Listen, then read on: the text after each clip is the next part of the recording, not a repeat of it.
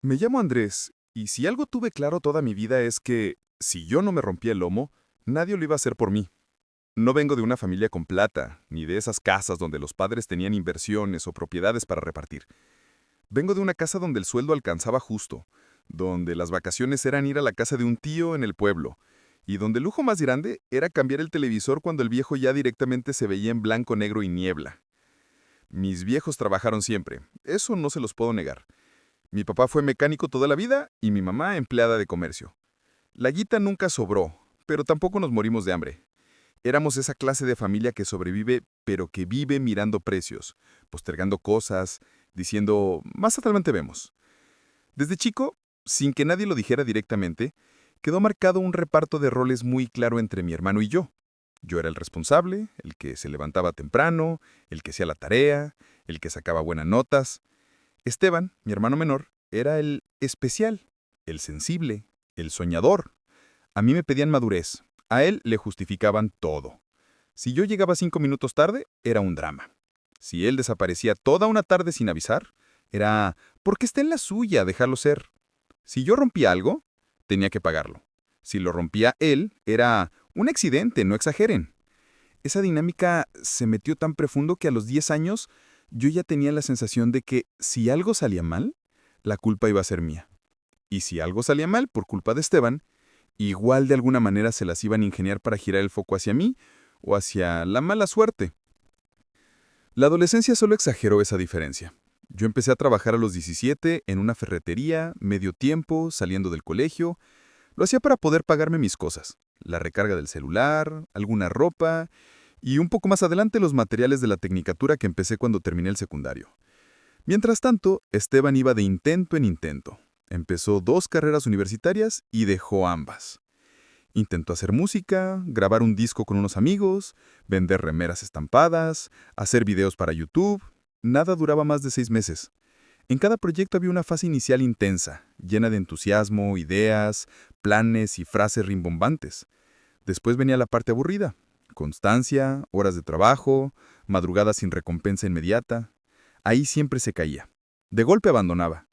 Y cuando abandonaba, mis viejos lo consolaban como si la vida lo hubiera castigado injustamente, como si todo lo malo le pasara porque el mundo no entiende a la gente como él.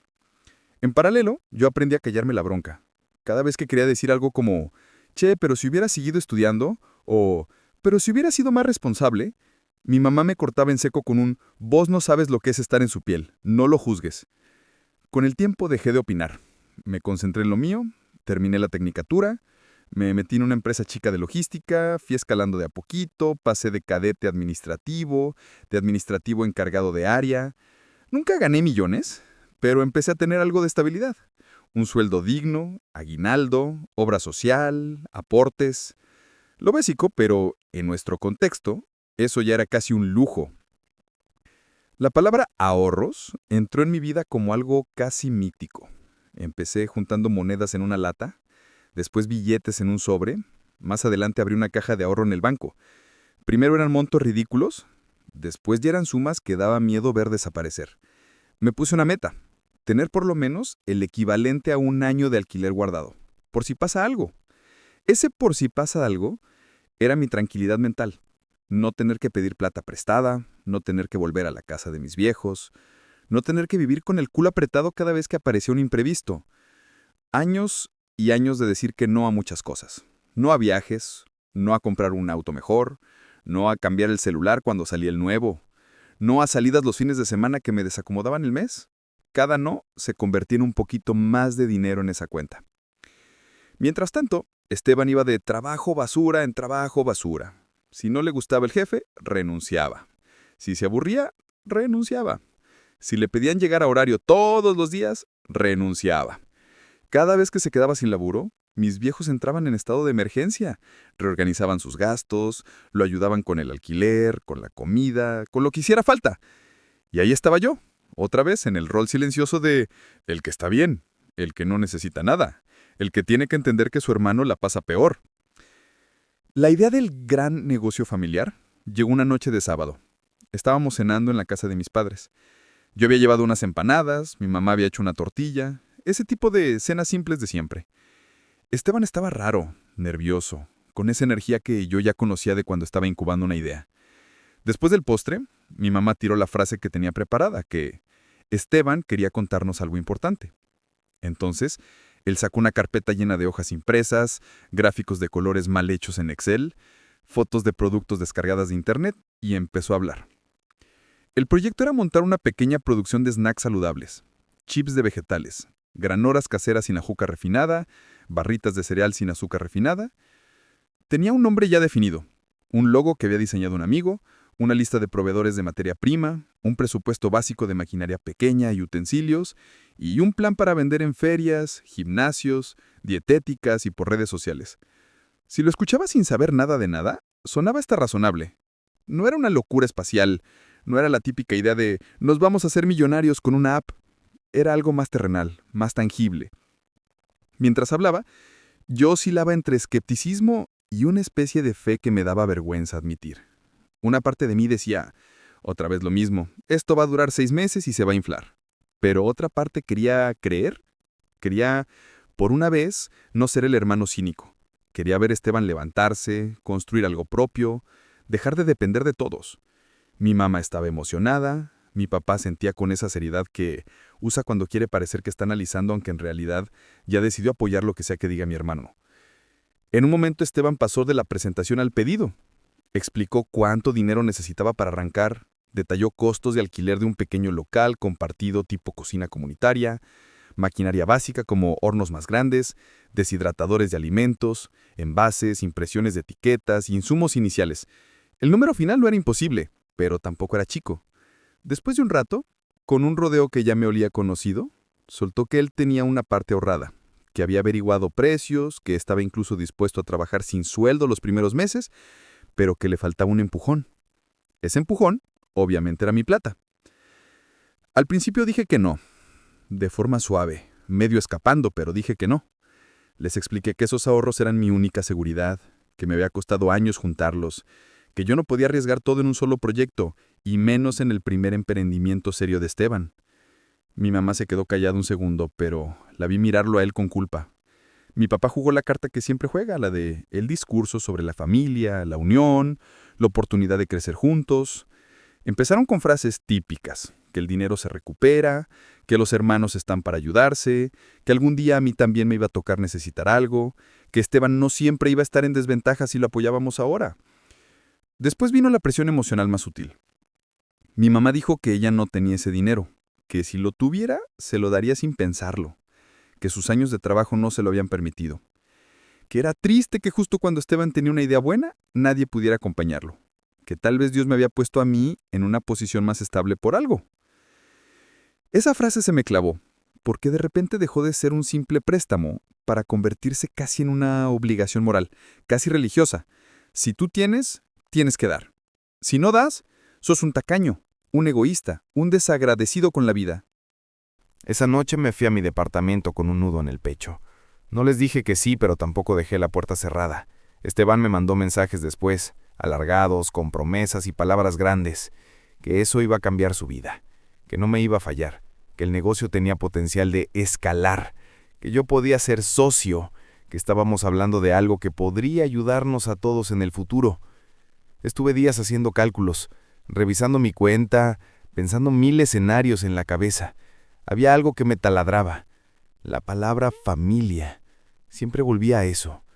¿Qué clase de hermano era si no estaba dispuesto a ayudar cuando tenía la posibilidad? Al final cedí. Lo hice de forma que intenté convencerme a mí mismo de que era una decisión racional.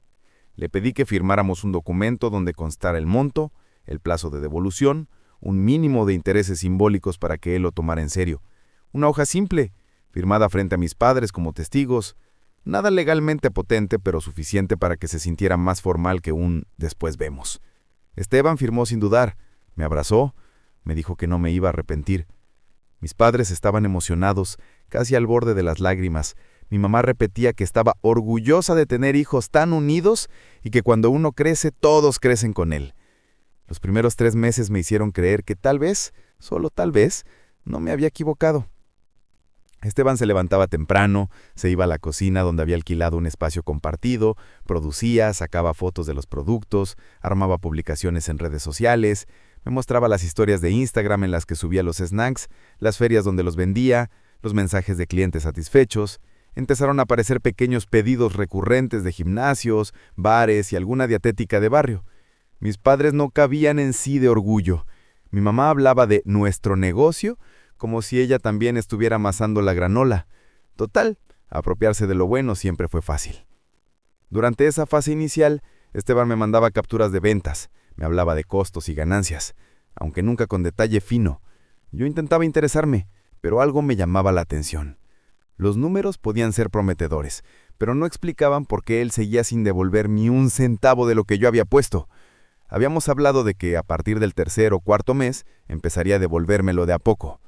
Cuando le pregunté por primera vez, me respondió con el típico: «Ahora todo se está reinvirtiendo. Si saco plata, el negocio no crece». Y yo, que tampoco soy empresario, sentí que algo de lógica tenía. Lo dejé pasar. El problema fue que, paralelo a ese todo se reinvierte, empecé a ver gastos que no encajaban. Esteban apareció con un celular nuevo, de gama alta, justificándolo con «lo necesito para las redes sociales del emprendimiento». Después, una notebook nueva. Más adelante, una cafetera cara en el local que usaba como cocina, para atender bien a los clientes cuando vienen a ver cómo trabajamos. También se compró ropa más prolija, porque un emprendedor tiene que dar buena imagen. En teoría todo era en pro del negocio. En la práctica mi plata se iba escurriendo en una mezcla de inversión y caprichos camuflados. Yo me empecé a inquietar en serio cuando llegaron los primeros proveedores impacientes. Esteban me llamó un día con la voz quebrada. Dijo que algunos insumos se habían encarecido, que había tenido que retrasar pagos, que necesitaba un poco más de tiempo. Ahí sentí la alarma a todo volumen. Le pedí que viniéramos a mi casa a hablar con números sobre la mesa. Se presentó con la carpeta inicial y un par de hojitas sueltas llenas de cuentas a mano, tachaduras, flechas. No había registro ordenado, no había un estado de resultados claro. Era todo un caos. Intenté poner orden. Le pedí que me dijera exactamente cuánto entraba, cuánto salía, cuánto debía, cuánto quedaba. Lo que salió de esa conversación fue devastador. Debía a proveedores, debía alquiler del espacio de cocina, debía servicios, debía hasta pequeños préstamos que había pedido a amigos para cubrir baches. En un momento le pregunté, con toda la calma que pude, cuánto del dinero que yo le había prestado quedaba efectivamente dentro del negocio. Me miró silencio. Al final, medio susurrando, admitió que una parte había ido a gastos personales, que estaba estresado, que necesitaba mejorar algunas cosas de su vida para poder concentrarse, que no fue una irresponsabilidad, sino una manera de sostenerse mientras todo arrancaba. Ahí fue cuando algo dentro de mí se quebró. No porque no lo haya sospechado antes, sino porque escucharlo de su boca lo hizo real. Esteban había usado mi sacrificio de años como si fuera una billetera más amplia, un colchón que podía perforar, total después lo repongo. Y encima me lo decía como si esperara que yo lo entendiera, como si fuera obvio que cualquiera en su lugar habría hecho lo mismo. A los pocos días anunció que no podía seguir con el negocio, que los números no cerraban, que debía demasiado, que estaba mentalmente agotado, que prefería cortar por lo sano antes de endeudarse más. Mis padres reaccionaron como siempre. Lo abrazaron, lloraron con él, hablaron de lo injusta que es la vida con la gente buena, de cómo el país no apoya a los emprendedores, de que por lo menos lo intentó. Y yo, que era el que había puesto la plata, ni siquiera fue incluido en esa primera conversación. Me enteré después, casi de rebote. Esteban me cayó con la noticia ya decidida. El negocio se cerraba, punto. Ahí fue donde dije basta. Le recordé el papel que habíamos firmado, el compromiso de devolver el dinero. No se lo grité, no lo amenacé, solo lo puse encima de la mesa, literal y figuradamente. Lo vi encogerse. Dijo que me iba a devolver, pero que ahora mismo no podía, que necesitaba tiempo, que si yo lo apretaba lo terminaba de hundir, que bastante mal se sentía ya como para que yo encima le echara más carga. En ese estado, con todo ya medio derrumbado, decidí hablar con mis padres, y ahí sinceramente fue donde terminó de romperse algo que no sé si alguna vez voy a poder recomponer. Me senté con ellos, les conté todo con detalle, números incluidos, les dije cuánto había perdido, cuánto me había costado juntar ese dinero, cómo Esteban había usado parte en cosas que nada tenían que ver con el negocio. Esperaba, no sé, un mínimo de empatía. No tanto una condena contra él, pero sí un reconocimiento claro del daño. Mi mamá fue la primera en hablar.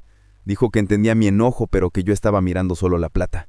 Me preguntó si no podía ver cuánto había sufrido Esteban con el cierre del negocio. Me dijo que él estaba devastado, que se sentía un fracaso, que la culpa lo estaba matando, como si la culpa pagara facturas, como si la culpa llenara otra vez mi cuenta bancaria. Mi papá más parco dijo que hay cosas que no se planifican, que los negocios son así, que se gana y se pierde, que yo también había arriesgado sabiendo que podía salir mal. En un momento, cuando les dije que al menos esperaba que estuvieran de mi lado para exigirle a Esteban que se hiciera cargo, mi mamá soltó la frase que me terminó de despegar de ellos. Dijo que si yo seguía persiguiendo a mi hermano por esa plata, iba a terminar siendo el egoísta de la familia. Que a veces las cosas se dan así, que uno presta y después se da cuenta de que en realidad fue un regalo, y que tal vez lo mejor que podía hacer era soltar ese dinero y no dejar que destruyera la paz de la casa. Me quedé mirándola sin poder creerlo. Para ella, para ellos, el problema no era que Esteban hubiera hecho mierda mis ahorros.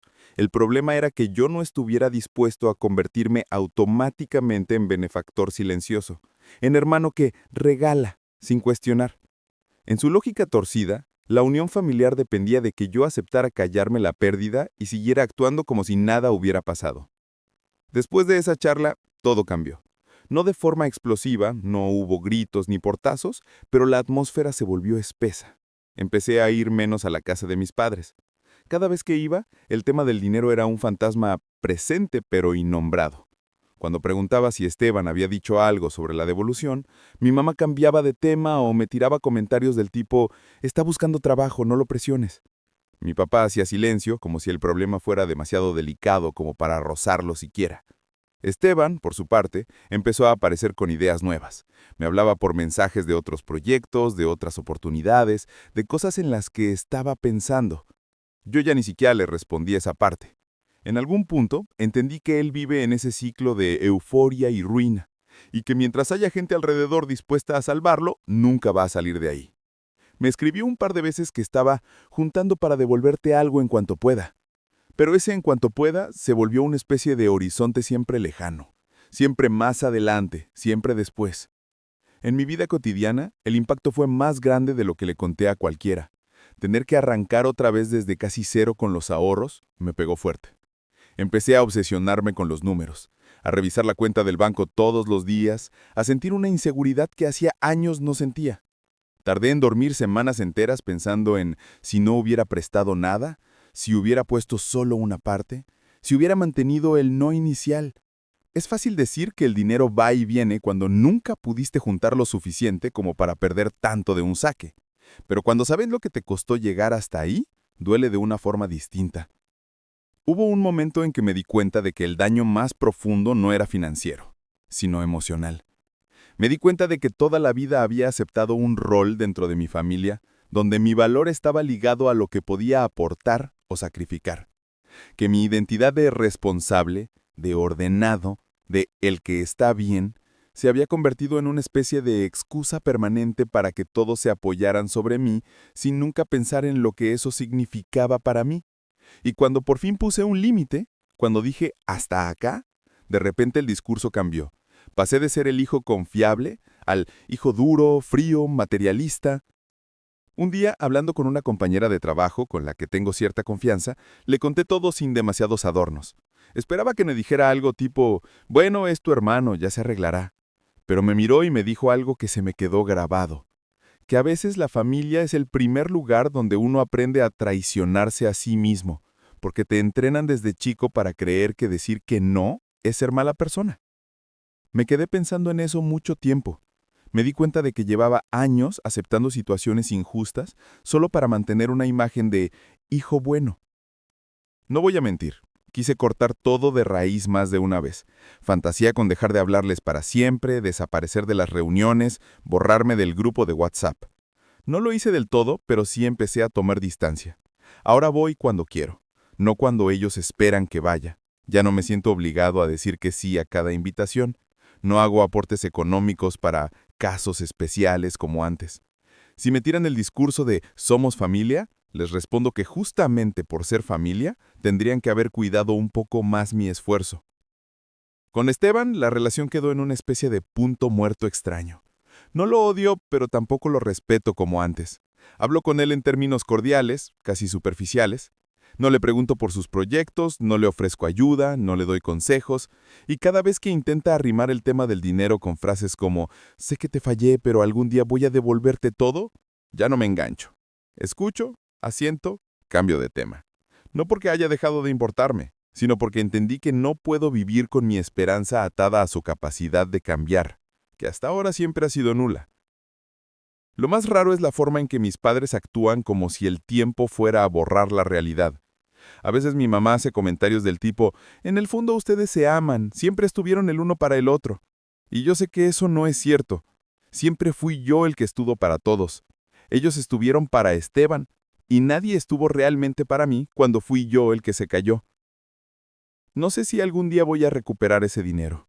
Lo más probable es que no, y en cierta forma me obligué a asumirlo para poder seguir adelante.